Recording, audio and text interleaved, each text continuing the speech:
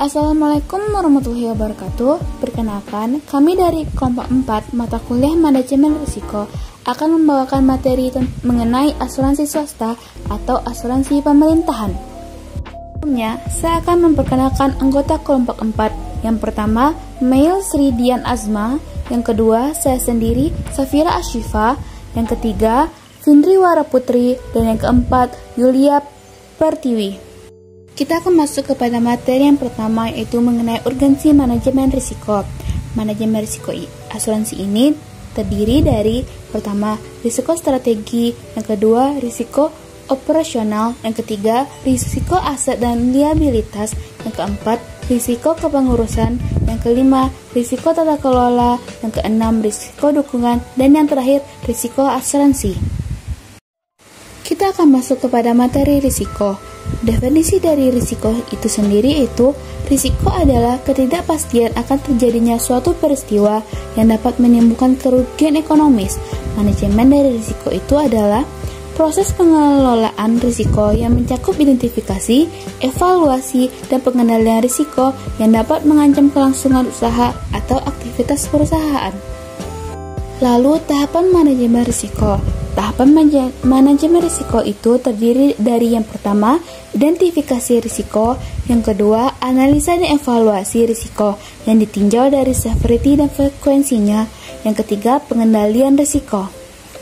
Kita masuk mengenai pengendalian risiko. Pengendalian risiko itu terdiri atas dua tindakan. Yang pertama, pengendalian fisik, yaitu risiko yang dihilangkan atau diminimalisir.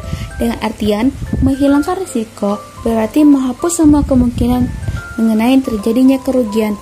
Lalu, kemungkinan yang kedua, yaitu pengendalian finansial, yaitu risiko ditahan atau risiko ditransfer.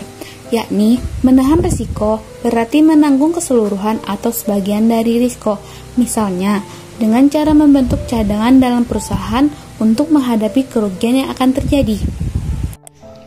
Selanjutnya, kita akan membahas mengenai asuransi. Untuk yang pertama, yaitu pengertian dari asuransi. Asuransi atau pertanggungan adalah perjanjian antara dua pihak atau lebih, yang mana pihak penanggung mengikatkan diri kepada pihak tertanggung karena kerugian, kerusakan, atau kehilangan keuntungan yang diharapkan, atau tanggung jawab hukum kepada pihak ketiga yang mungkin akan diderita tertanggung yang timbul dari suatu peristiwa yang tidak pasti, atau untuk memberikan suatu pembayaran yang tidak didasarkan atas meninggal atau hidupnya seseorang yang dipertanggungkan. Selanjutnya yaitu penerapan manajemen risiko asuransi. Penerapan manajemen risiko asuransi itu ada 5. Yang pertama yaitu pengawasan aktif Dewan Komisaris dan Direksi Asuransi. Yang kedua, kecakupan kebijakan prosedur dan penerapan limit risiko.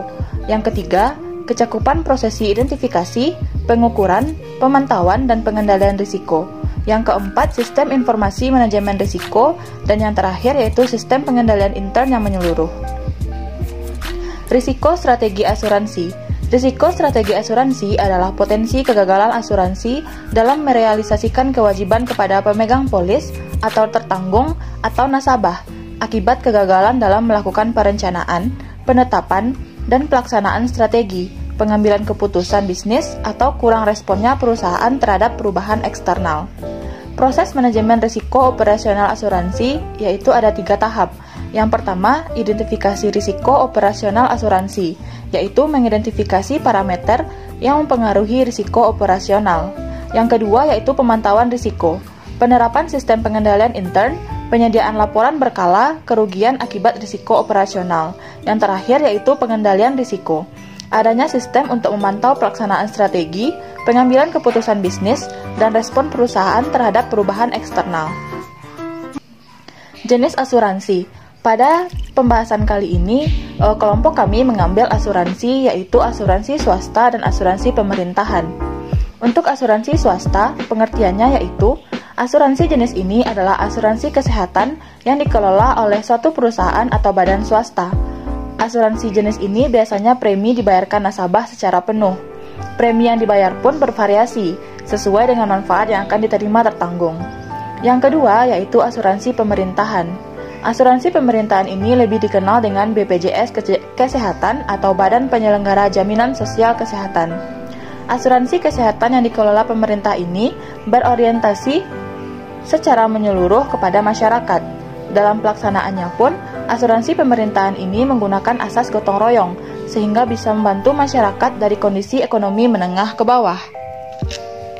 Adapun perbedaan antara BPJS dengan asuransi swasta, yaitu yang pertama berdasarkan premi. Untuk BPJS, premi terdiri dari 3 kelas, dengan besaran iuran berlaku rata untuk peserta dari kelas yang sama. Sedangkan asuransi swasta, preminya ditentukan faktor usia, riwayat kesehatan calon nasabah, serta variasi manfaat yang ingin dinikmati oleh calon nasabah. Yang kedua yaitu perbedaan berdasarkan manfaat. Pada BPJS, manfaatnya meliputi rawat jalan dan rawat inap, yang termasuk layanan pemeriksaan gigi, optik, kehamilan, dan persalinan. Sedangkan pada asuransi swasta, manfaatnya yaitu umumnya memberikan manfaat rawat inap, manfaat di luar rawat inap seperti rawat jalan hingga santunan harian, tergantung paket manfaat yang diambil oleh nasabah. Pada BPJS, asuransi jiwa tidak memberikan santunan untuk peserta yang meninggal dunia, sedangkan asuransi swasta ada yang memberikan manfaat santunan asuransi jiwa pada nasabahnya. Sekian dari saya, terima kasih.